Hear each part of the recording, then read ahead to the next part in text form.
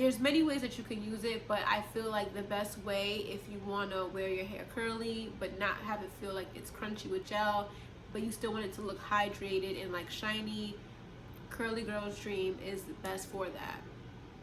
It has shea in it, shea butter. It has neem oil. It has peppermint oil. It is very hydrating, but it's also not like greasy feeling. Like it won't leave your hair feeling like weighed down. It's very lightweight. It's very like airy. You could just smooth it through your curls, wet or dry, and it will give it the shine and the moisture that you need. And I feel like this would go really great with Lust for Locks.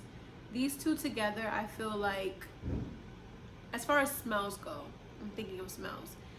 The leave-in sprays that I make are very lightweight. They get the job done as far as moisturizing, but they're not like heavy where you could use them every day because they're so lightweight. You could just spray them on. So Lust for Locks is like a very romantic floral scent, whereas Curly Girl's Dream, it has peppermint in it, but it also has neem oil. You can kind of smell the neem in it a little bit.